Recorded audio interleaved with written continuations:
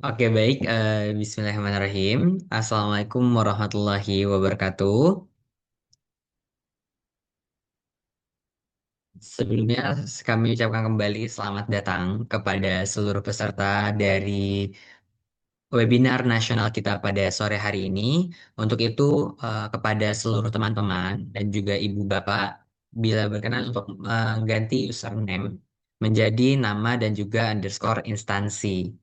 Dan juga kami akan men-sharekan eh, video background atau V background di mana dapat digunakan untuk background dari Zoom-nya. Di mana link akan saya share terlebih dahulu. Dipersilahkan untuk digunakan dan juga diharap untuk seluruh peserta dapat mengaktifkan kameranya agar interaksi kita jauh lebih kondusif dan juga lebih interaktif. Baik, Bismillah. Assalamualaikum warahmatullahi wabarakatuh.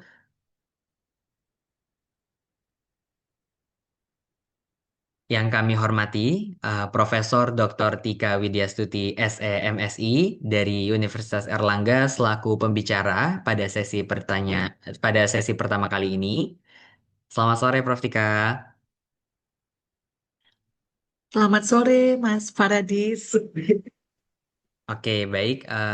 Yang selanjutnya di mana juga yang kami hormati ada Profesor Dr. Murniati Mukhlisin, MAAC, CFP, IFP, AEP, WPE, PT, KFC dari Sakinah Finance selaku pembicara sesi kedua dan pemberi sambutan yang mungkin kita akan Alhamdulillah sudah bergabung, Madam. Selamat sore, Madam. Selamat sore, Faradis. Assalamualaikum. Apa kabar? Waalaikumsalam. Alhamdulillah, jumpa lagi semuanya juga. Alhamdulillahirrabbilalamin. Dan juga yang kami hormati seluruh rekan-rekan panitia, media partner dari FOSE Jawa Timur, dan juga serta seluruh peserta webinar nasional yang berbahagia. Puji syukur kehadirat Allah Subhanahu wa Ta'ala, Tuhan yang Maha Esa, karena atas rahmat dan nikmatnya kita dapat berkumpul, menimba ilmu kembali dalam forum webinar nasional kita kali ini, dan di mana pada bertepat tanggal hari Senin 10 Agustus 2026 dalam ajang webinar nasional dengan tajuk Beyond the Degree, saatnya membangun kompetensi untuk karir gemilang. Di mana gelar akademis saat ini itu dirasa kurang cukup. Dan di tengah arus modernisasi dan persaingan global, kesiapan menghadapi industri serta sertifikasi kompetensi profesional menjadi kunci utama pembeda pada daya saing para lulusan. Jadi, di mana pada forum kali ini kita akan eh, bersama-sama membahas dan juga mendalami apakah urgensi dan juga bagaimana sih dampak ketika kita memiliki sertifikasi profesional maupun apa kondisi industri pada saat ini. Dan juga ada pun susunan acara pada sore hari ini. Yang pertama adalah pembukaan, yang kedua adalah sambutan pembuka dari Sakina Finance. Berikutnya langsung kepada sesi pertama oleh Prof. Tika Widyasuti dan dilanjut sesi kedua oleh Madam Ani dan juga sesi diskusi dan tanya jawab dan di akhir nanti ada highlight dan call to action ditutup dengan sesi penutupan dan juga foto bersama. Baik, alangkah baiknya kita akan membuka pada kesempatan webinar nasional kali ini dengan membaca basmalah bersama-sama. Bismillahirrahmanirrahim. Selanjutnya kita akan mendengarkan bersama sambutan dari perwakilan atau dari Sakinah Finance yang akan langsung disampaikan oleh Profesor Dr. Murniati Mukhlisin. Kepada Madam, wakil dan tempat kami persilahkan. Terima kasih, Faradis. Terima kasih, Prof. Tika yang sudah hadir. Dan tentu saja segenap panitia juga Pose Jawa Timur. Yeay, keren ya. Ada adik Pose yang luar biasa hari ini. Dan tentu saja tim dari Sakinah Finance dan juga para guru-guru kita yang ada di UNIR. Ada Dr. Seno Sudarmono dan lain-lain ya. Alhamdulillah. eh Izinkan Madam sharing, eh, buka ini dulu di co-hostkan. Tapi intinya Alhamdulillah sangat senang sekali bersama-sama pada sore hari ini. Dan tentu saja hari ini kita ingin kalau bisa bisa lebih eh, banyak lagi ya kita berinteraksi nanti bersama-sama dalam acara-acara ataupun dalam nanti ada diskusi-diskusinya. Nanti Madam akan muncul lagi ya sebenarnya ya di Paradis ya.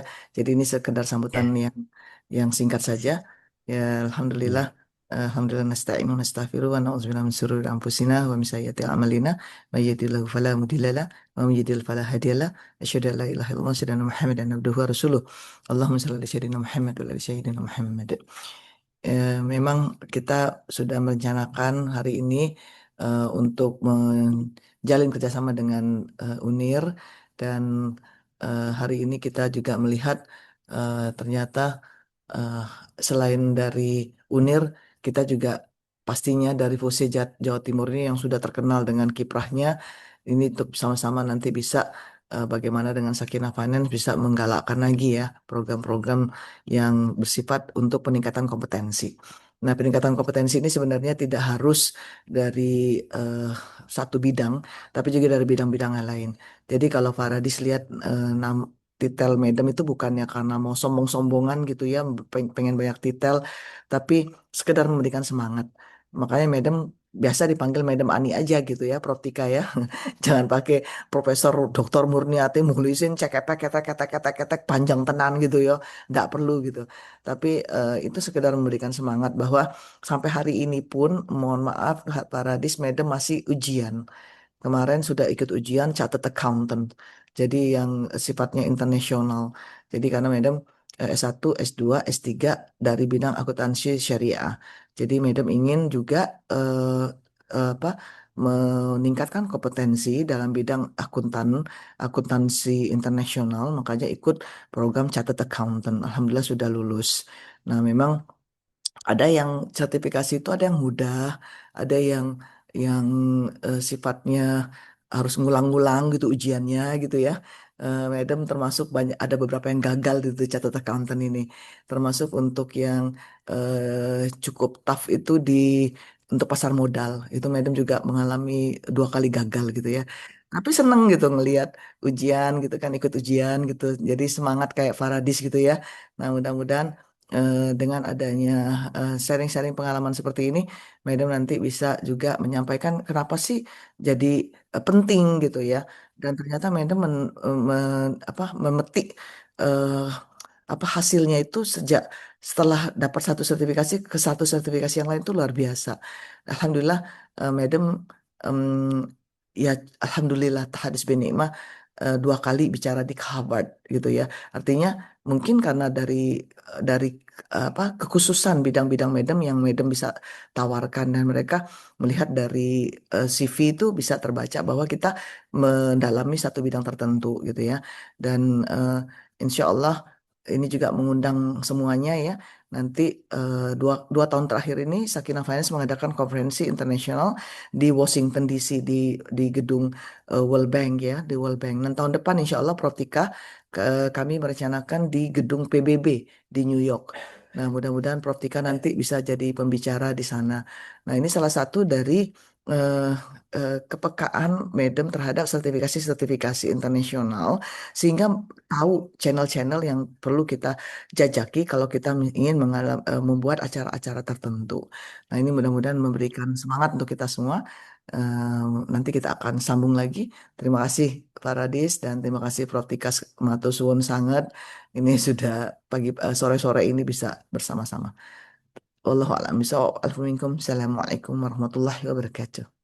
Waalaikumsalam warahmatullahi wabarakatuh. Terima kasih banyak kepada Madam Ani dan kita juga mendoakan ya teman-teman untuk kesehatan kepada guru-guru kita. Semoga terus diberikan kesehatan sehat walafiat dan juga dilimpahkan keberkahan oleh Allah Subhanahu wa taala. Amin amin ya rabbal alamin.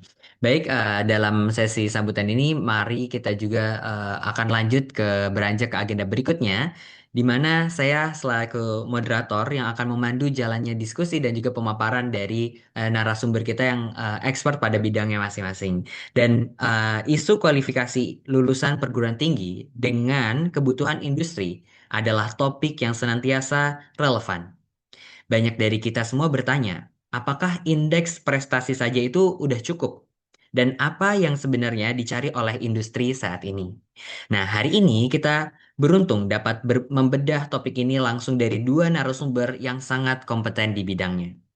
Tanpa membuang waktu, kita akan masuki sesi pertama dengan tema Apa yang membuat lulusan siap menghadapi dunia industri?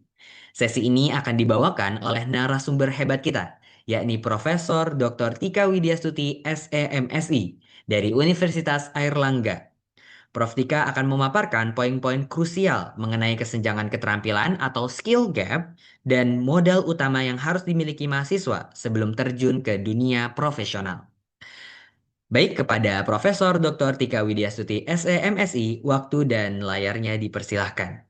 Kami alokasikan waktu sekitar pada 30 menit dimulai dari sekarang. Untuk operator bisa dibantu untuk share screen pada Ini pemaparan dari sesi saya boleh pertama ya, ini. dari saya Oh, saja. dari Prof. Share Tika. screen-nya. Oke, baik. Dari Prof. Tika tidak apa-apa. Baik, terima kasih Mas Paradis yang luar biasa. Bismillahirrahmanirrahim. Assalamualaikum warahmatullahi wabarakatuh.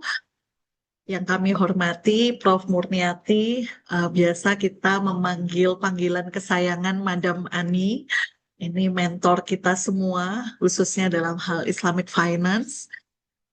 Kemudian yang kami hormati Bapak Ibu dosen, Bapak Ibu praktisi yang telah bergabung di Zoom sore hari ini.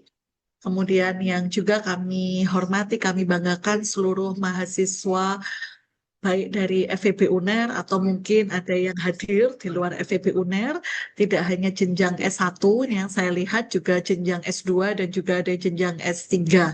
Ya. Mohon izin Mas Faradis, nanti mungkin saya tidak sampai 30 menit ya karena sedang bersamaan dengan agenda offline, tapi nanti intinya di Madam Ani, jadi nanti lebih banyak di Madam Ani. Saya akan Baik nih, Prof. highlight ya hal-hal yang penting berkaitan dengan bagaimana perkembangan saat ini, khususnya berkaitan dengan sertifikasi kompetensi dan juga nanti berkaitan dengan hal-hal isu yang sebagaimana sehari-hari kita menekuni bidang ekonomi, bidang keuangan, dan juga bidang bisnis. Oke, ini saya share screen. Ya, sudah tampak ya Mas Paradis? Masih loading. Alhamdulillah sudah tampak, Prof. Ya, baik. Baik Bapak Ibu dan teman-teman sekalian, satu highlight ya di awal ini memang saya ingin menyampaikan yang mungkin juga sudah sering dibahas, tapi perlu kita perkuat ya. Jadi sehari-hari pasti eh, mahasiswa ya ini khususnya karena acara sore hari ini lebih banyak difokuskan pada pengembangan kompetensi mahasiswa.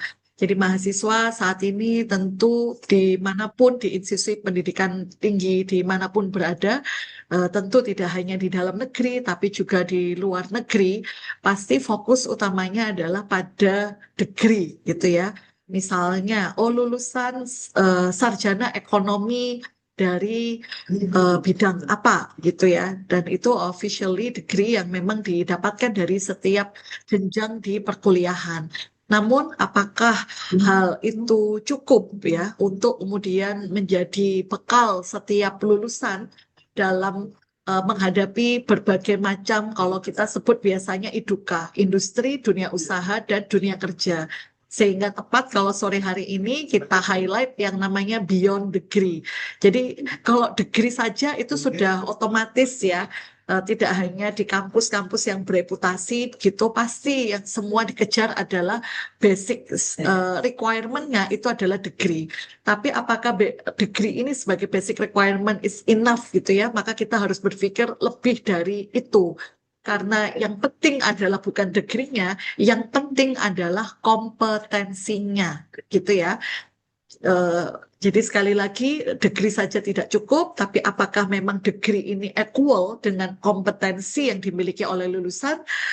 Sepertinya bisa jadi belum tentu gitu ya. Oleh karena itu, degree-nya iya, kemudian kompetensinya iya. Dan ini yang kemudian perlu kita cari tahu nih, bagaimana upaya-upaya kita untuk bisa membangun atau memperkuat kompetensi yang inline atau biasa kita sebut match gitu ya dengan industri dunia usaha dan dunia kerja. Oh iya.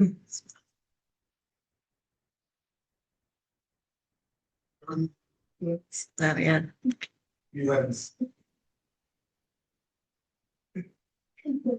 Oke. Nah, tadi saya menyebut yang namanya beyond degree. Nah, ini artinya adalah bahwa pasti semua degree ya, termasuk bachelor, magister, doktoral, itu adalah suatu capaian yang memang difokuskan gitu untuk itu. Dan itu merupakan bentuk rekognisi atau pencapaian keberhasilan akademik. Ya, dan itu juga diukur dari bagaimana IPK-nya, di bagaimana status atau predikat kelulusan, cum laude atau seperti apa. Namun yang sekarang kita lihat adalah apa saja. Kalau memang ini cukup, ya tentu era dulu dan era sekarang itu jauh signifikan berbeda, gitu ya. Oleh karena itu, sebentar ini terlalu cepat. Oke, ini saya langsung saja pada poin utama yang memang penting untuk kita highlight bersama-sama. Saya rasa pergeseran paradigma ini seiring berjalannya dengan revolusi industri. Kalau kita lihat ya, saudara mahasiswa sekalian, mulai dari 1.0, 2.0, 5.0, 6.0, itu kita coba cermati apa sih yang membedakan dari setiap era revolusi industri. Ternyata yang membedakan setiap era revolusi industri itu selain paradigmanya yang berbeda, tapi kalau mahasiswa ini sensitif ya, maksudnya teliti ya, maka yang bisa kita lihat atau kita cermati itu adalah range waktunya. Jadi kalau dulu range waktu dari era revolusi industri 1.0 ke 2.0 itu relatif cukup agak panjang ya, atau cukup panjang waktunya. Tapi seiring berjalannya waktu, range waktunya semakin kecil gitu, semakin sempit. Nah, artinya apa? Dunia ini benar-benar sedemikian agile. Ya, kita memiliki kompetensi yang dibutuhkan cocok nih untuk revolusi industri 4.0. Ternyata tidak sampai 5 tahun bergeser nih ke 5.0 dan seterusnya. Sehingga kami pun di kampus merasa kurikulum itu harus segera diperbarui, harus seadaptif mungkin, ya. Kurikulumnya harus di-create seadaptif mungkin, tapi itu pun kemudian tidak cukup. Jadi harus ada suplemen-suplemen lain yang memang tujuannya adalah untuk menguatkan kompetensi. Nah, di dalam slide ini kita lihat ada dua main paradigm yang juga cukup signifikan berbeda. Kalau yang pertama di era konvensional, fokusnya pada degree base, ya, semua diupayakan agar eh, kriteria utama ini terpenuhi, ya. Dengan kata lain degree base. Tapi kalau di era sekarang, era digitalize, ya, era disrupsi akan teknologi, information, kriteria utamanya tidak hanya degree base, tapi adalah skill base. Nah, kalau saya menyebut skill base itu kan sebenarnya perlu kita lihat ya, skill apa saja nih yang relevan. Oleh karena itu, kita harus mengetahui bahwa era saat ini kompetensi apa yang benar-benar dibutuhkan dan itu terbukti, dan kita juga harus memperkuat nih portofolio yang kita miliki. Kemudian kalau kita cek berkaitan dengan pola karir, siapa sih yang nggak pengen punya karir sukses, gemilang? Pasti pengen ya semua ya punya karir yang bisa memang menjanjikan gitu. Nah, kalau dulu pola karir itu cenderung stabil, ya baik di bidang ekonomi, bidang kesehatan, atau di bidang teknologi, itu relatif stabil dan linear. Tapi kalau saat ini kita tidak bisa mempredik gitu ya, segala sesuatu itu sepresisi mungkin. Jadi pola karir itu cenderung dynamic, cenderung adaptif, dan juga bisa jadi cenderung cross-functional. Nah, apa nih contohnya? Saya rasa banyak ya yang sudah kita lihat ya, hal-hal apa yang sebenarnya membuktikan bahwa kita tidak bisa berpangku pada satu kompetensi saja nanti. Bisa-bisa ke depannya multi competence yang memang dibutuhkan karena pola karir yang cenderung adaptif, cross functional, yang cukup masif begitu. Kemudian kalau terkait dengan teknologi, nah ini sudah tidak perlu kita bahas ya, ini sering sekali dan sudah terbukti gitu ya. Kalau dulu era konvensional nice to have, jadi kalaupun itu dimiliki ya penguasaan teknologinya baik, nah itu menjadi nilai tambah. Tapi kalau sekarang bukan nilai tambah, tapi nilai utama. Jadi ini basic need yang must have, bukan lagi nice to have gitu. Kemudian bagaimana peran AI? Ya pasti sudah banyak sekali ya. Saya lihat juga berbagai kampus itu juga sudah punya kebijakan dan regulasi tentang pemanfaatan AI. Ya di sini kita tahu bahwa bagaimana peran AI ini kalau sekarang pasti sudah mendominasi gitu ya. Bahkan kita harus cenderung menguasai ya perubahan-perubahan yang memaksa kita harus agile dari satu AI ke AI yang lain.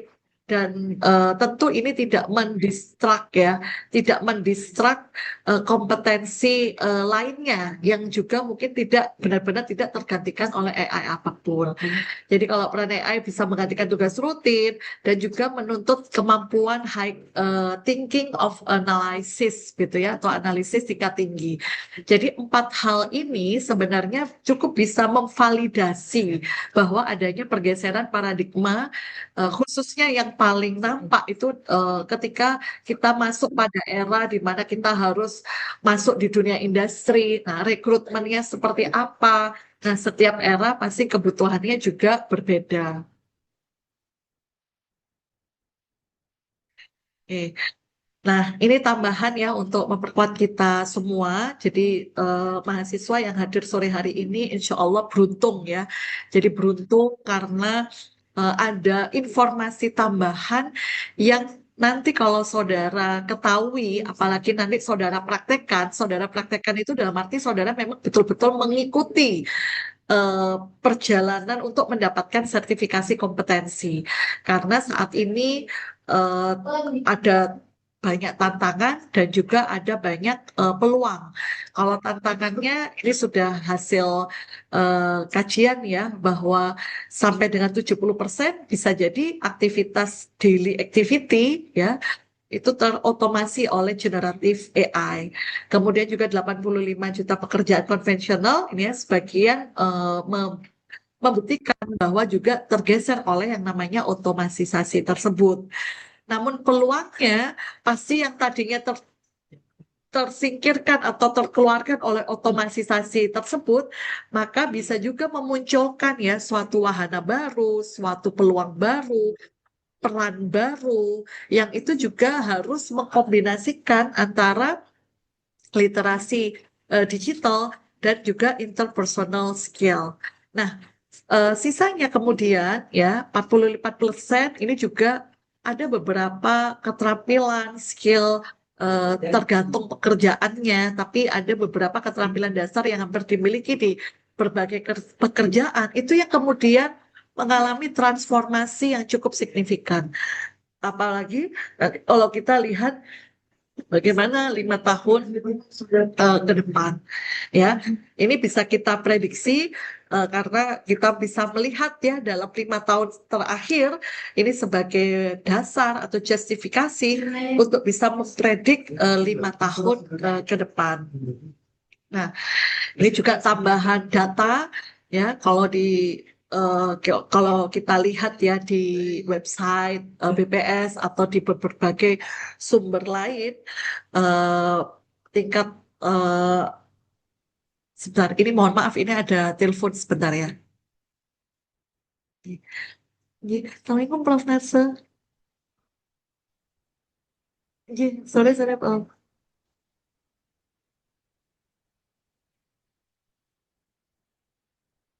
Iya, Baik, penetapan. teman-teman dimunggu sebentar ya, karena Prof. Vika sedang menerima telepon. Dan cukup menarik pembahasan kita tadi bahwa kita disajikan data-data yang di mana ada paradigma sebelumnya antara bagaimana konvensional pada dahulu dalam merekrut pekerja dan di mana kita juga mulai menyadari bahwa skill teoritikal di kelas itu tidak sekedar hal yang itu untuk komponen yang dibutuhkan dalam dunia industri. Tapi juga tadi diingatkan juga bahwa skill tambahan, kayak misalkan ada juga itu tersertifikasi secara profesional, itu sangat dibutuhkan. Dan pada sajian data yang kita bisa lihat di layar, bahwa BPS juga menunjukkan data bahwa 5% hingga 8% dari total pengangguran di Indonesia secara konsisten berasal dari lulusan tingkat diploma dan sarjana. Yang dimana pada tingkat ini kita menyadari bahwa mahasiswa ini sudah memiliki kompetensi secara akademik. Namun mengapa tingkat persentase pengangguran masih lumayan tinggi pada tingkat akademik di diploma dan juga sarjana? Dan dari hal tersebut bahwa kita menyadari untuk kompetensi akademik saja tidak mencukupi untuk kita bisa bersaing di dunia industri. Sehingga nanti akan dilanjutkan lagi pembahasan lebih komprehensif dari Prof. Tika dan juga Madam Ani. Dan di sini di kalimat berikutnya, di mana berada di puncak strata pendidikan tidak secara otomatis menjamin penyerapan langsung di pasar kerja tanpa adanya nilai tambahan yang spesifik. Jadi Paradis, ini keren mungkin banget nih ya, Paradis. iya, Iya, ini keren banget ini temuannya Prof. Tika ya. Jadi memang mm-mm. S1 itu kayak apa ya? Madam selalu bilang, mohon maaf. Madam selalu bilang gini, S1 itu nggak ada papanya hari ini. Mm-mm. Itu tuh. Jadi itu bahasa pasarnya ya. Tapi ini kan bahasanya. Iya, Tika kan eh, berada di puncak strata pendidikan tidak secara otomatis menjamin penyerapan langsung di pasar kerja ataupun diterima di pasar bisnis gitu ya. Jadi mm-mm. kalau nggak ada kelebihan, makanya kenapa rata-rata ya di proses rekrutmen maupun proses pemberian beasiswa selalu ditanya sertifikat tambahan. Iya. Atau juga experience gitu ya, Pengalaman Madam Ani. berpengalaman berkegiatan di kampus, kemudian Iya. pengalaman internship, kemudian pengalaman isi konferensi ataupun seminar. Kadang-kadang Madam ya diundang ke negara A, negara B, ngeliat tuh anak-anak mahasiswa ya S1 itu ikutan Mm-mm. ikutan Mm-mm. presentasi gitu tuh Paradis. Nah, Oh, harapannya Paradis nih ikut nih tahun depan ke PBB bicara di sana. siap insya Allah. Karena kami nanti ada forum untuk yang youth. Jadi bagaimana? Oh, Ah, jadi memang topik yang kita akan angkat itu, nih Madam boleh kasih ininya ya. Nanti mudah-mudahan bisa, iya. walaupun ya memang dari segi pendanaan ya. Cuman kalau pintar kan bisa Hmm. dapat dapat ini, dapat sponsor dari Indonesia. Karena kan bicaranya di gedung PBB. Nah, itu, Oke. mm-mm. Jadi eh, kalau dilihat dari segi ininya memang cocok untuk anak-anak ataupun mahasiswa ya, mahasiswa yang sekarang karena bicara tentang mental well-being. Nah, ya, ini Protika udah hadir. Silakan Protika. Ini ngisi Baik, Protika tadi. Punten. diusahakan. Iya. Tadi sedikit diskusi mengenai topik yang sudah dibahas Prof. Tika sebelumnya. Mungkin dilanjutkan Prof. Tika, monggo nggih. Ya, mungkin sedikit lagi. Mohon maaf, Madam, nanti mungkin ini akan lebih powerful nih kalau Madam Ani nanti Wah. menyampaikan. Ya, baik. Tadi sebenarnya apa yang saya sampaikan itu adalah beberapa penguatan pentingnya, ya, pentingnya. Ini sebenarnya kalau saya sampaikan tidak hanya penting, tapi sangat penting bagaimana setiap mahasiswa dibekali dengan sertifikasi kompetensi sesuai dengan eh, bidang ilmunya. Jadi kalau misalnya di accounting ya berarti kan lebih ke finance ya. Kalau sore ini kita Sakinah Finance itu lebih banyak nanti memberikan memfasilitasi agar mahasiswa memiliki sertifikasi kompetensi di bidang Islamic Finance. Nanti detailnya mohon untuk bersama-sama menyimak apa yang nanti akan disampaikan oleh Madam Ani karena Madam Ani sangat update juga ya saat ini kebutuhan di perbankan, kebutuhan di industri, di lembaga keuangan, ya financial institution, itu skema-skema apa juga yang penting. Untuk bisa tentu tentu sertifikasi ini tidak hanya sekedar data dukung atau semacam tambahan sertifikat untuk memperkuat possibility saudara acceptance di industri keuangan tertentu tidak ya, tapi memang mendukung pada penguasaan kompetensi yang dibutuhkan gitu. Nah, sekarang saya ini sudah ke stop share ya, Faradis ya. Atau masih share screen ini? Masih bisa lanjut, Oh, Prof. masih ya, Masih bisa bisa lanjut. lanjut ya. Masih bisa Oh, lanjut. oke, oke. Ya, jadi kalau sekarang ini memang kita dihadapi pada persoalan employability atau kebekerjaan. Jadi, karena kenapa? Ya, logikanya ini sering juga kita bahas ya di berbagai forum karena kita dihadapkan pada gap yang cukup signifikan. Gapnya itu seperti apa? Gapnya adalah coba kita lihat data jumlah lulusan baru setiap tahun dengan jumlah tambahan kesempatan kerja baru. Itu berbanding lurus nggak? Atau sama nggak?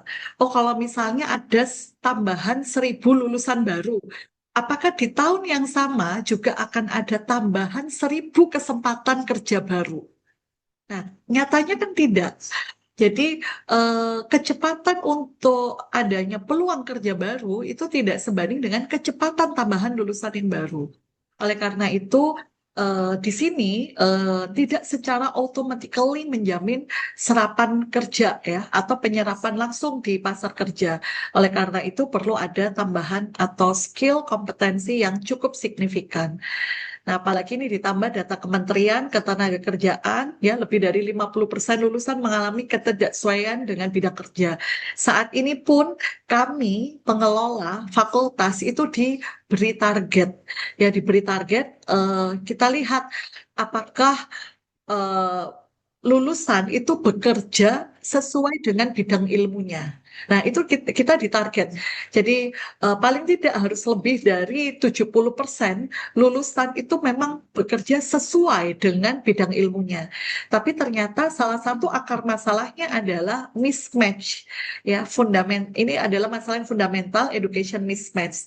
Jadi, inilah yang biasa kita sebut eh, kita dunia akademik harus benar-benar berfokus pada fondasi yang lebih theoretical, tapi juga dunia industri membutuhkan plug and play skill ya secara real time yang mampu beradaptasi juga tentu untuk berbagai macam kemajuan teknologi dan kebutuhan pasar gitu. Nah ini tambahan saja, jadi biasanya kan satu peluang kerja ini direbutkan oleh ratusan pelamar. Nah, kemudian mencantumkan berbagai soft skill. Kadang soft skillnya tuh mirip-mirip gitu, identik. Nah, bagaimana memastikan rekruter ya itu tahu bahwa memang betul itu yang dikuasai, memang betul itu yang memang menjadi penciri atau kelebihan ya utama yang dimiliki oleh calon tenaga kerja gitu ya atau lulusan. Nah, ini yang penting. Nah, ini saya tambahkan ya, mohon izin ini belum lama nih saya menyampaikan materi, soalnya nanti Madam ini memperkuat banyak hal nanti khususnya di sertifikasi kompetensi khususnya di bidang keuangan Islam. Ya, lulusan yang adaptif tadi saya beberapa kali menyebut siap bekerja dan tentu saja harus memiliki beberapa pilar. Sebenarnya pilarnya cukup banyak ya untuk bisa mendapatkan kompetensi utama. Tapi coba kita kerucutkan dalam 4 pilar, yaitu analytical thinking, ini penting. Apapun bidang ilmunya, analytical thinking ini perlu ada. Kemudian digital literacy, lalu financial and business human. Kemudian, nah ini biasanya yang terkadang terlewatkan, tapi penting yaitu resilience dan adaptability. Resilient artinya ya kita harus resilient begitu dari segala macam. Kadang kita kalau di bidang finance ada regulasi baru, kemudian ada skill baru, kemudian ada eh, reformulasi gitu ya yang cukup signifikan sehingga kompetensi yang existing dimiliki ini harus terbukti resilience gitu dan juga ditambahkan dengan beberapa keterampilan kognitif dan applied technology gitu ya untuk tentu hal-hal yang memang bisa menguatkan ya productivity dan hal-hal yang sifatnya strategik terus bisa dikuasai. Ini beberapa keterangan tambahan di beberapa pilar sesuai dengan kompetensi utama dan juga beberapa keterampilan yang dibutuhkan. Jadi di sini kami berusaha untuk benar-benar bisa memberikan fondasi yang utuh bagaimana membentuk critical thinking. Ini di setiap pembelajaran itu arahnya ke bagaimana penguasaan dan penguatan critical thinking. Tentu juga karena kita basisnya adalah sains ya, jadi harus didukung metodologi riset yang juga powerful, kuat, dan yang penting adalah adanya academic ethics atau integrity gitu. Tuh, nah ini tambahan jadi ijazah saja atau perlu sertifikasi kompetensi. Tentu kalau ijazah ini berbeda ya. Jadi ini tentu dua hal yang diperlukan saling melengkapi. Kalau ijazah itu sebagai proof of education, kemudian kalau sertifikasi proof of competence. Jadi fokusnya tidak lagi masa lalu ya. Kalau ijazah kan 4 tahun yang sudah dijalani, maka ini loh pembuktian bahwa sudah berhasil melewati 4 tahun itu. Tapi kalau sertifikasi, proof of competence, yang ini fokusnya pada bagaimana the future life ya, kehidupan di masa mendatang, dan juga bagaimana standarisasi industri yang harus kita penuhi gitu. Demikian beberapa hal penting, intinya adalah semakin eh, apa ya, semakin banyak waktu yang harus kita luangkan juga untuk melihat eh, kompetensi-kompetensi apa yang perlu kita miliki di luar dari degree atau saling melengkapi degree yang memang sudah kita dapatkan ya, baik part of the curriculum atau dari eh, aktiviti-aktiviti akademik lainnya. Demikian, semoga yang singkat ini bermanfaat. Nanti bisa kita sambung di sesi diskusi. Mohon maaf, Madam. Semoga nanti Madam berkenan untuk sharing lebih banyak. Mumpung ini Madam berkenan meluangkan waktu untuk seluruh sivitas akademika Oke, FEB insya Allah. sore hari ini. Terima kasih. Saya kembalikan ke Mas Paradis. Bila taufiq wal hidayah. Wassalamualaikum warahmatullahi wabarakatuh. Waalaikumsalam. Waalaikumsalam warahmatullahi wabarakatuh. Alhamdulillah, sungguh luar biasa pemaparan yang sudah disampaikan oleh Prof. Tika. Dari sini kita mendapatkan poin penting nih teman-teman, di mana kita bisa menggarisbawahi bagaimana kesiapan industri tidak hanya diukur dari pemahaman teoritis kita saja di kelas, namun juga kombinasi antara soft skill, adaptability, dan juga pemahaman mendalam atas dinamika yang ada di lapangan. Terima kasih banyak Prof. Tika Widyastuti atas pemaparan yang sudah disampaikan. Menyambung pemaparan dari Prof. Tika, kita ketahui bahwa salah satu validasi konkret dari kesiapan industri adalah melalui pengakuan formal atau sertifikasi. Mengasuki sesi kedua, kita akan membahas tema membangun keunggulan kompetitif melalui sertifikasi kompetensi profesional. Sesi ini akan dibawakan oleh Profesor Dr. Murniati Mukhlisin, MAC CFP, IFP, AEP, WPE, PT KFC dari Sakinah Finance. Beliau akan membedah bagaimana sertifikasi profesional dapat memberi leverage dan nilai tambah pembeda di tengah keketatannya persaingan karir. Kepada Prof. Murniati atau Madam Ani, kami persilahkan. Bismillahirrahmanirrahim. Matur nuwun, Paradis.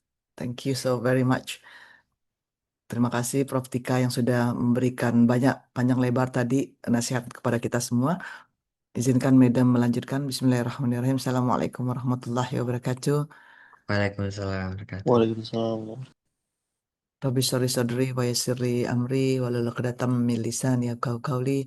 Subhanaka la ilma lana illa ma 'allamtana innaka antal alimul hakim. Shadaqallahul azim. Yang dimuliakan segenap yang hadir pada hari ini, dan tentu saja kalau melihat dari background teman-teman, ternyata bukan hanya dari UNIR ya, Paradis, ternyata ada juga dari kampus-kampus lain, dan ini keren banget ya. Paradis sudah menginisiasi dan juga di-approve oleh Proptika, dan juga bekerjasama kita dengan Sakina Finance, dan mengajak teman-teman yang lain yang ada di sini untuk juga bisa hadir.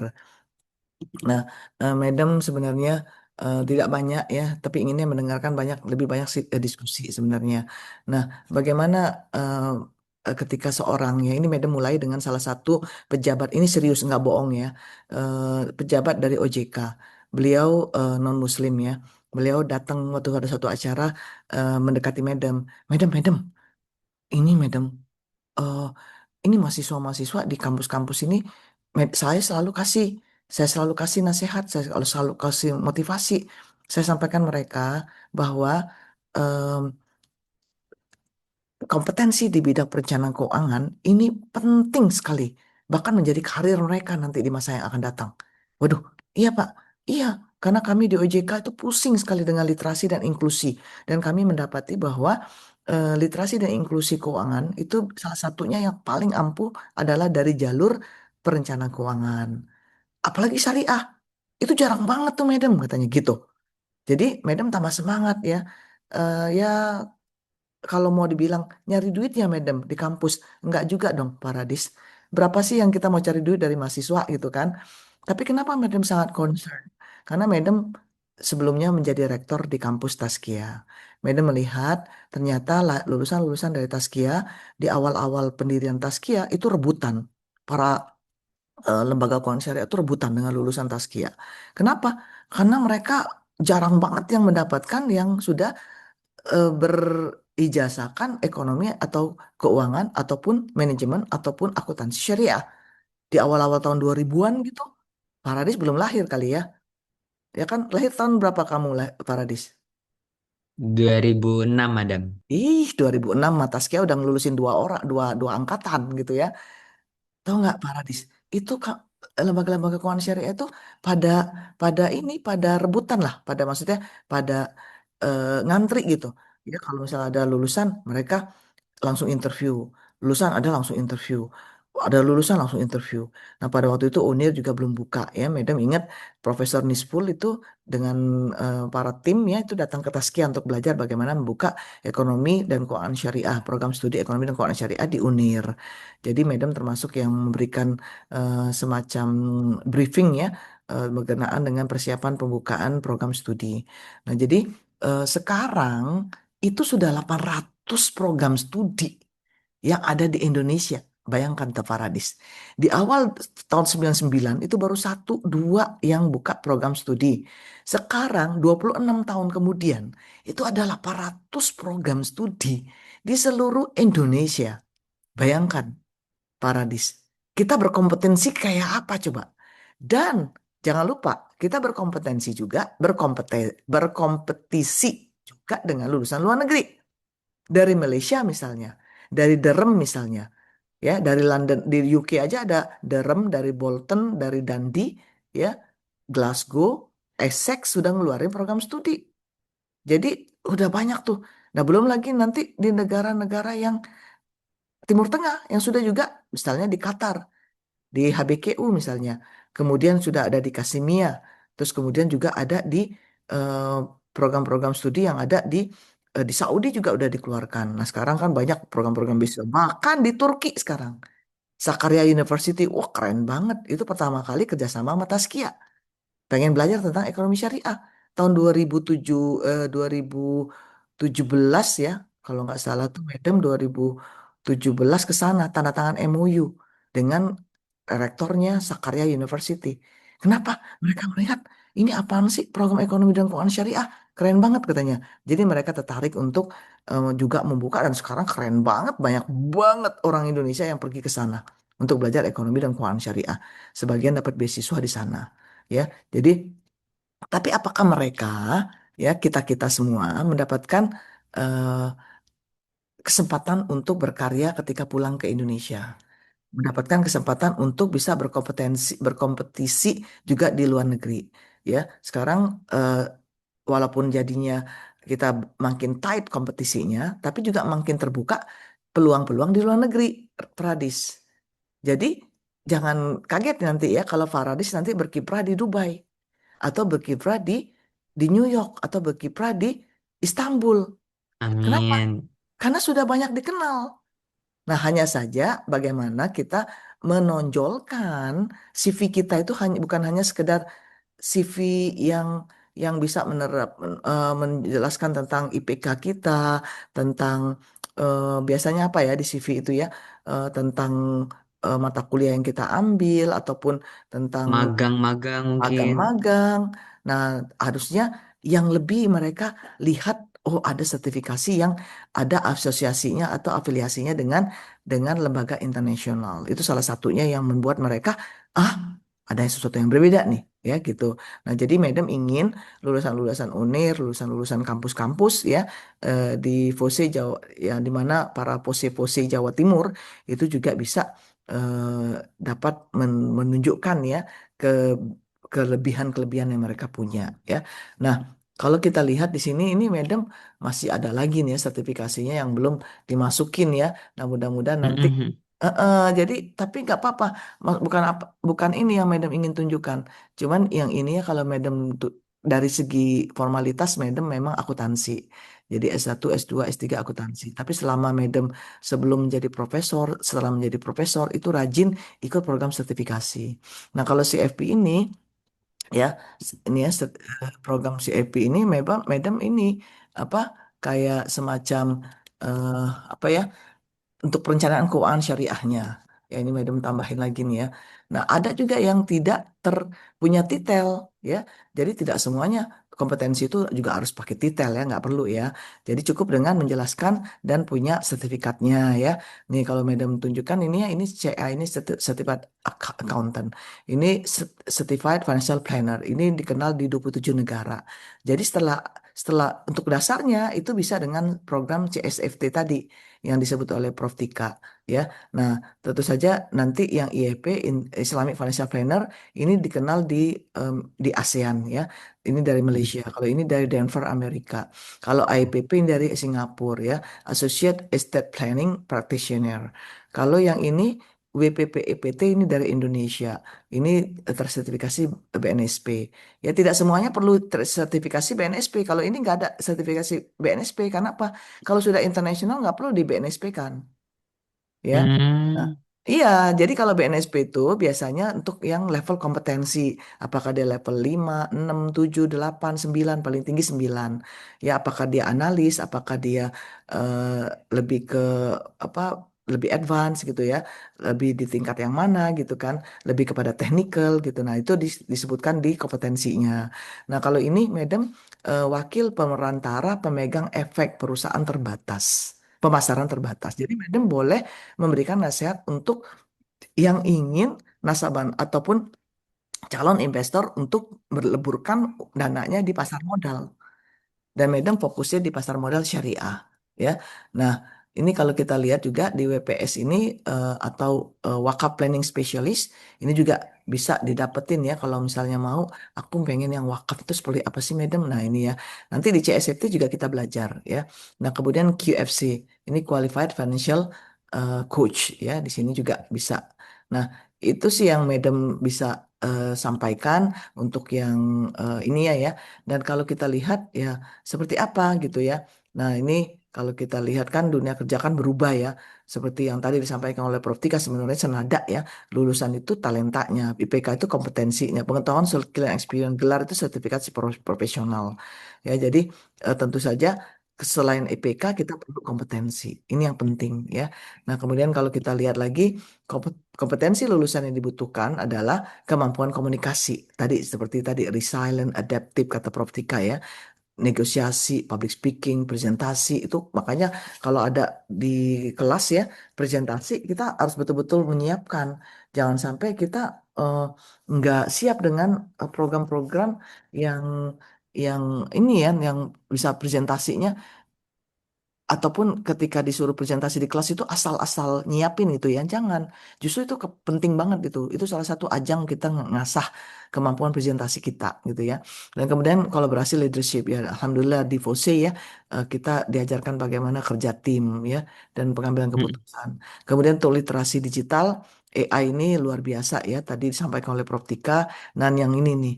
Ya bagaimana critical thinking. Kita jangan ngarepin AI tapi kita nggak kritis ketika ditanya gitu ya. Nah, terakhir adalah bagaimana kita merencanakan, ya, bagaimana kita membuat perencanaan, terus pengelolaan tanggung jawab keuangan ya, ini juga penting ya. Nah, kemudian karir yang sukses dimulai dari kehidupan pribadi. Nah, tentu saja kita terus terang kompetensi-kompetensi yang Madam juga jalankan itu bukan untuk cuman sekedar show off ya, nggak show off, nggak perlu, tapi untuk diri sendiri. Kenapa? Karena Madam ingin mengambil keputusan. Madam ingin kalau meleburkan dana di pasar modal itu seperti apa? Oh ternyata begini, begini, begini. Jadi lebih pandai gitu kan daripada sebelumnya sebelum ikut sertifikasi. Kemudian ketika Madam meleburkan dalam perencanaan keuangan syariah, itu Madam melihat bagaimana bisa menyusun prioritas, tentu saja dari perspektif syariah. Ya, bagaimana dengan utang? Waduh, kalau ngomongin utang nih Paradis luar biasa ya. Jadi kita jangan sampai nanti eh, itu utang ya, dan juga nanti ketika menjadi ini menjadi penasihat keuangan itu juga utang ini bisa menjadi salah satu eh, Hmm. bidang yang dimana kita bisa geluti untuk membantu orang lain ya. Jadi banyak banget nih eh, apa untuk yang ini kalau kita lihat ya, jangan sampai nanti eh, kita sendiri terlilit utang jadi perencana keuangan tapi terlilit utang gitu ya. Nah, ini yang kita harapkan ini waktunya juga sudah habis nih sebenarnya ya. Nah, ini jadi ini cepat saja tapi intinya adalah nanti kalau kalau berminat lebih lanjut ya, kita belajar konsep, kita belajar praktik kasus nyata, kita menggunakan tools profesional, ada MyIV Syariah softwarenya ya keren banget. Kita bisa menyusun financial plan, kita bisa ikut sertifikasinya. Ya, kemudian kita juga materinya nanti ya financial Madam, plan. maaf slide-nya nggak jalan dari tadi. Oh, nggak jalan ya. Nah, ini kira-kira ya. Jadi nanti kalau Oke. kita lihat di sini kita betul-betul bisa nanti melihat bagaimana belajar konsep, praktik kasus nyata, menggunakan tools profesional, menyusun financial plan, kemudian siap mengikuti sertifikasi. Ya, nah ini apa aja sih yang kita pelajari? Nah ini dia. Bagaimana kita mengelola pendapatan, pengeluaran, utang, zakat. Nah ini ya, dan juga goal planningnya. Bagaimana kita menyiapkan dana darurat, persiapan dana pernikahan, pendidikan, rumah haji, wakaf dan juga takaful dan waris. Ya, nah terus kita susun perencanaan keuangan kita pakai software. Ini dia nih. Jadi keren nanti. Paradis nanti ada namanya Paradis, AWPS. Wah, jadi Mhm. sudah ada detailnya ya Paradis ya. Nah terakhir adalah Siap. ya kami menawarkan dua sertifikasi nanti ya. Kemudian sertifikat kompetensi sebenarnya ya. Nah, kalau dibilang sertifikasi ini belum sampai ke level yang advance. Jadi lebih bagus menyebutnya sertifikat kompetensi ya. Dan tentu saja nanti menjadi alumni Sakinah Finance yang sudah 100.000 lebih ya alumninya dari 23 negara. Jadi bisa, Madam, aku pengen ke Sokoto, Nigeria. Ada nggak alumni Sakinah Finance? Ada. Karena apa? Besok Madam terbang ke Sokoto. Mereka minta Wow. pelatihan Sakinah Finance di sana, sertifikasi kompetensi di sana. Jadi Pak Radis kalau mau Masya ke Allah. Nigeria siap-siap aja gitu ya. Nah itu ya.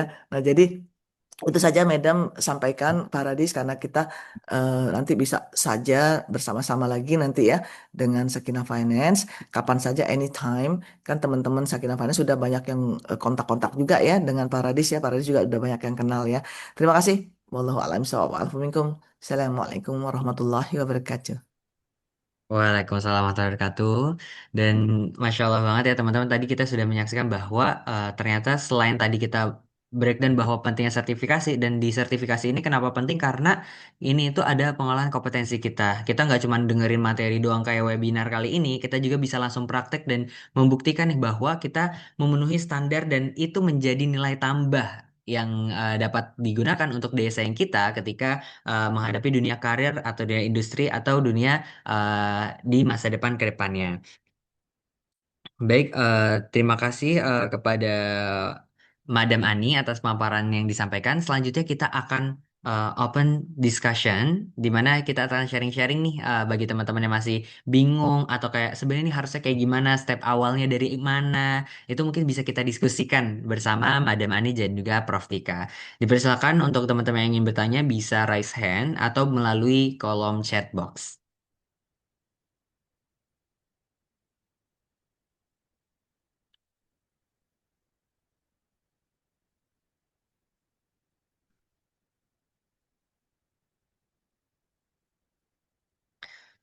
Oke.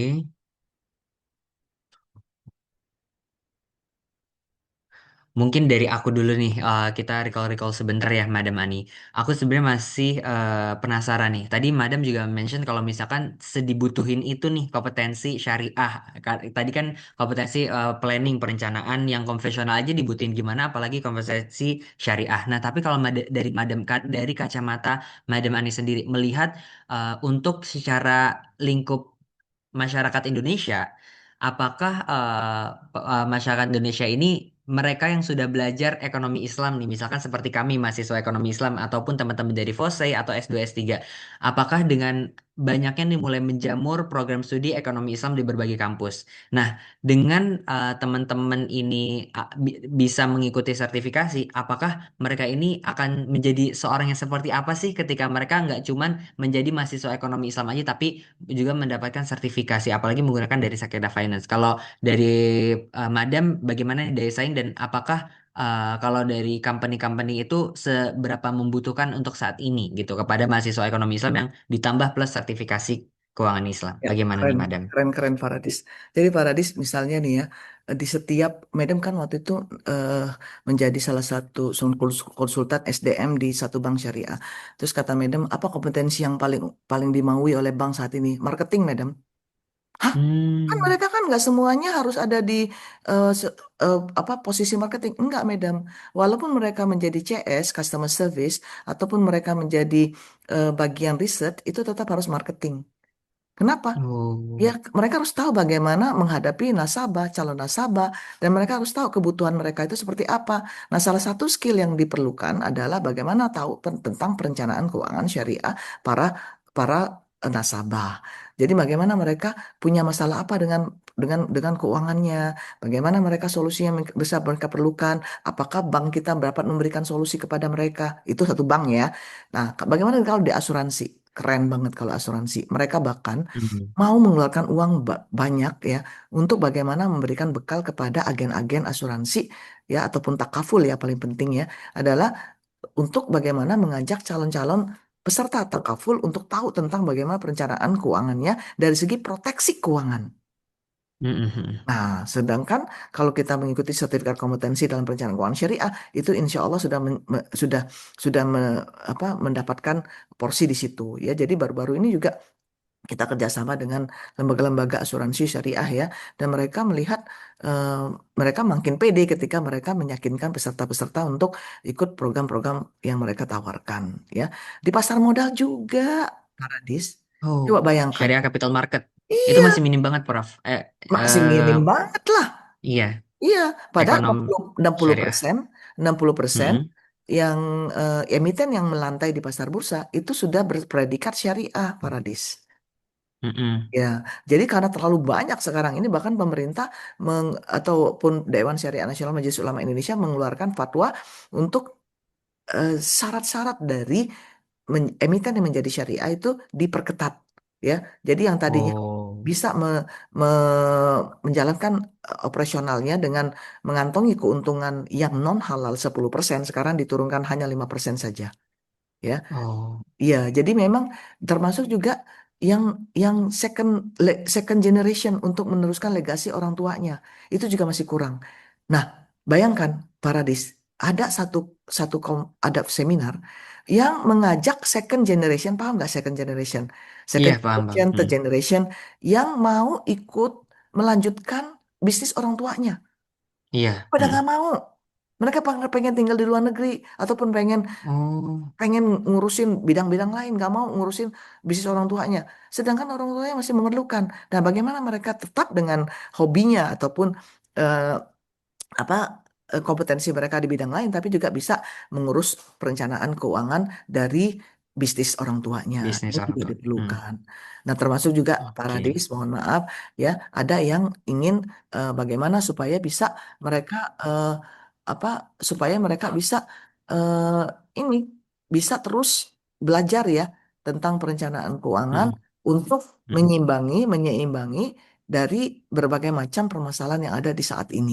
Ini juga sangat Iya, diperlukan untuk siap. bisa masuk kemana aja, gitu ya, Paradis. Iya, iya Ya, siap. sangat mendapatkan pencerahan dari Madam terkait perencanaan keuangan, di mana sebenarnya kalau dari perspektif saya sendiri, mengapa Allah menciptakan warisan itu bukan sekedar Hmm. untuk orang tua itu memberikan apa yang peninggalan kepada anak-anak atau turunannya, tapi juga Allah tuh mendorong untuk umatnya bisa merencanakan atau mengelola keuangannya lebih baik dari waktu ke waktu sehingga akhir nanti bisa memberikan warisan-warisan yang produktif atau bisa bermanfaat untuk generasinya. Nah, berikutnya kita akan next ke pertanyaan berikutnya di. Paradis itu keren banget. Sebenarnya Madam kalau membahas soal waris nanti ya, itu sebenarnya Madam Mm-mm. akan singgung. Kenapa?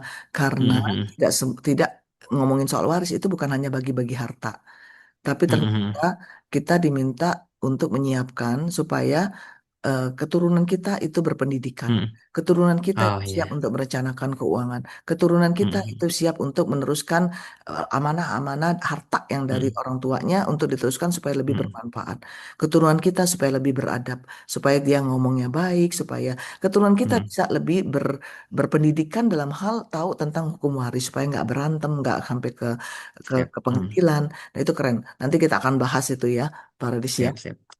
Itu mungkin teman-teman bisa ikut nih aktif di sosmed Sakinah Finance, ada tematik juga ya tentang waris dan Oke. berbagai macam yang lain bisa diikutin di next session ke berikutnya.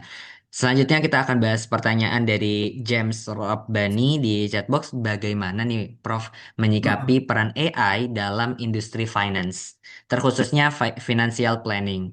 Mana yang individu perlu pelajari terlebih dahulu antara konsep finance-nya atau tools dari AI-nya gitu. Karena kita udah mulai terpapar AI nih, Prof atau Ya, Madam. ya, keren-keren James.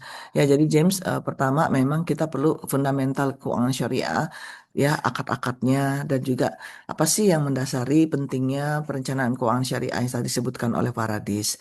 Ya, memang kalau kita lihat kenapa sih, apakah Al-Quran ngomongin soal perencanaan? Iya. Ya, dalam surah Al-Hasyr 18, surah yang ke-59, A'udzubillahi minasyaitonirrajim. Ya ayyuhalladzina amanu ittaqullah wa la tanzur nafsum ma qaddamat liqad wattaqullah innallaha khabirum bima ta'malun.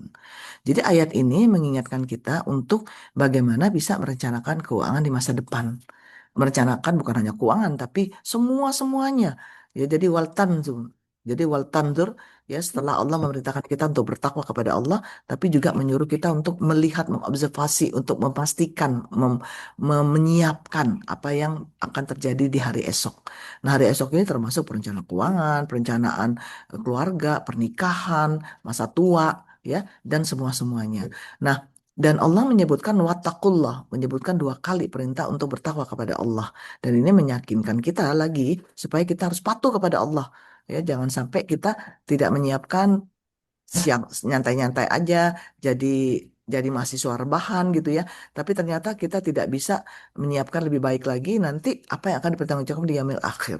Apa yang kita ada pada hari ini ya, eh, harta kita ya, predikat kita, kemudian ijazah kita itu semua kan amanah ya. Nah, bagaimana itu bisa menjadikan satu pondasi yang perlu kita pahami dulu tuh James ya. Setelah itu baru toolsnya James. Jadi di dalam Sakinah Finance nanti ada disebutkan semacam fundamentalnya juga tuh James. Baru nanti kita ke toolsnya. Toolsnya itu mudah. Ya, toolsnya mudah. Bahkan nggak perlu pakai kalkulator ataupun di ini juga semuanya pada paham. Karena kan kita menghitung future value, kemudian nanti di payment kan, kemudian tiap bulan kita harus berapa menyiapkannya. Jadi sangat simpel sebenarnya. Ya, namun di balik itu yang harus kita paham adalah bagaimana pesan-pesan persiapan keuangan keluarga itu juga ternyata mengikuti sunnah Rasulullah SAW. Tahu nggak kenapa Rasulullah SAW bisa mengumpulkan misalnya ya pastinya dengan takdir Allah ya mengumpulkan uang sedemikian rupa banyak bahkan ada yang menyebutkan sekitar 1 miliar ya untuk mahar kawinnya yaitu 20 ekor unta betina yang cantik jelita gitu ya. Jadi unta itu ada yang betina, ada yang cantik gitu ya. Jadi mahal harganya.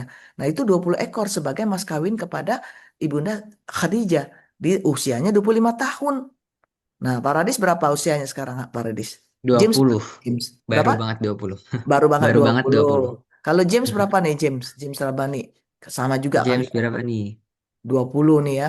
Nah, kalau 20 berarti kan tinggal 5 tahun lagi ngumpulin 21 miliar. Silakan tuh mas kawinnya. Gitu ya. Kalau mengikutin Hmm. sunnah Rasulullah SAW. Ya, beliau menikah di usianya 25 tahun. Lah, kenapa sampai begitu kaya raya? Padahal beliau anak yatim piatu. Beliau bukan dari orang yang kaya raya mendapatkan warisan. Mm, mm, mm, mm. Semuanya dikerjakan sendiri, tapi dengan adanya skill kepemimpinan Rasulullah SAW di usia 7 tahun, 8 tahun, sudah bisa mengobservasi keadaan, bisa menjadi pengembala, bisa ke pasar-pasar, mengawasi, terus kemudian belajar sidik amanah fatona tabligh, ya itu fundamental banget bagi Rasulullah. Dan ternyata beliau juga sangat cerdasnya itu diterapkan dalam perdagangannya. Sampailah di usia 17-18 kemudian menjadi lebih mandiri dan ketika 25 tahun selain bersirkah dari banyak pedagang termasuk Ibunda Siti Khadijah, 25 tahun sudah memegang estafet. Ibunda Khadijah tidak lagi mengurusi bisnisnya. Setelah menikah, semuanya dikelola oleh Rasulullah Shallallahu Alaihi Wasallam. Ya sampai usianya 40 menerima wahyu. Ya, nah jadi bisa nggak tuh kita belajar dari Rasulullah Sallallahu Alaihi Wasallam dan toolsnya itu ya itu. Kalaulah ada AI pada saat itu, rasanya sudah seperti AI-nya sekarang gitu. Karena Rasulullah SAW sudah bisa memetakan pasar mana nih ya yang kira-kira membutuhkan apa. AI kan bisa menjawab itu sekarang. Tapi Rasulullah SAW dengan kepekaannya, dengan fatonahnya, cerdasnya itu bisa memprediksikan. Jadi AI itu sebenarnya kan kata lain dengan kecerdasan yang yang pada saat itu sudah dimiliki oleh Rasulullah SAW. Ya, hanya saja AI ini menjadikan kita lebih cepat saja gitu kan. Nah, jadi Mm. insya Allah nanti James kita akan belajar ya, dan juga dari AI itu nanti kita James bisa buat dashboard. Ya, kalau kami kan memberikan tools yang namanya My FP Syariah itu tidak berbentuk AI AI digital ya, artinya AI tools, tapi nanti secara individu James bisa buat dashboard sendiri. Jadi dashboard itu pesertanya berapa, siapa yang berkonsultasi dengan James, apa saja seperti Madam sekarang ini banyak sekali menangani konsultasi-konsultasi ya. Nah itu bisa nanti dibuat oleh James ya untuk kalangan mahasiswa dahulu, kalangan keluarga sendiri. Nah pakai dashboard yang dibantu oleh AI. Ya nanti kita akan pelajari. Ya, pokoknya yang untuk yang Oke, Unir nanti kita akan buat spesial, ada nanti eh, semacam dashboard yang bisa dipakai ya, bukan dipakai, artinya kita memberikan semacam pelatihan singkat ya untuk oke, dashboard AI-nya, nanti bisa dikembangkan sendiri-sendiri. Begitu Pak. oke, baik.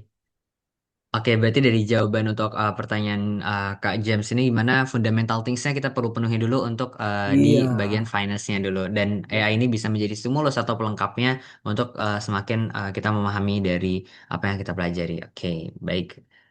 Alhamdulillahirrahmanirrahim. Karena mohon maaf ya, Madam, kalau di Jawa Timur ini udah mau mepet maghrib. Iya, Jadi makanya mungkin harus bisa kita segera kita. cukupkan ya, J, Madam. J, matunun. Oke. Baik, dari rangkaian pembahasan tadi dapat kita simpulkan nih teman-teman bahwa ijazah itu merupakan pintu masuk kita. Jadi hanya sebagai gerbang awal. Namun kompetensi dan sertifikasi profesional adalah kunci untuk bertahan dan melesat di dunia kerja nanti. Bagi rekan-rekan peserta yang ingin mengasah keunggulan kompetitif dan mengambil langkah nyata dalam persiapan karir maupun sertifikasi keuangan dan bisnis syariah, boleh banget nih kita intip-intip di Instagramnya Sakinah Finance. Kira-kira ada opportunity apa nih yang bisa kita ambil dan juga kita bisa ikut serta menjadi partisipan di program sertifikasi yang dimana ini akan menunjang untuk diri kita bisa semakin level up untuk kompetensi diri kita dan bersaing di dunia industri nantinya. Baik, sebelum kita tutup, mari kita sesi dokumentasi terlebih dahulu kepada Prof. Tika, teman-teman, dan para rekan-rekan dan hadirin yang sudah hadir, boleh on cam dan bisa nanti dibantu oleh tim dari dokumentasi untuk bisa nge-screenshot dari dokumentasi pada sesi kali ini. Baik, kami tunggu teman-teman untuk bisa on cam ya. Nggak apa-apa, nggak usah pakai virtual backgroundnya. Kita mau lihat nih muka-muka gantengnya kayak Pak Andi Estetiono ini nih udah ganteng banget udah on cam. Boleh teman-teman kayak Mbak Nanik atau enggak Mbak Anissa Rahma. Pak Boleh Andi banget lagi nih di mana Mbak. nih Pak Andi?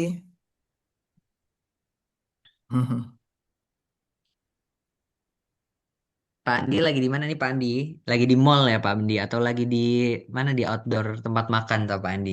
Iya, Alhamdulillah. Terima kasih ya Pak Andi. Ah, Alhamdulillah, oke. Mulai banyak nih kita melihat wajah-wajah para penerus keberkembangan keberlanjutan ekonomi syariah nih. Ada teman saya juga Ana Salsabila. yang dimana juga seangkatan ya. Semoga kita bisa bersama-sama mengembangkan ekonomi syariah ke depannya. Oke, baik. Dirasa cukup kita akan sesi dokumentasi kita mulai dalam hitungan. Nanti saya hitung, nanti akan di screenshot. Di layar pertama dalam hitungan 3, 2, 1.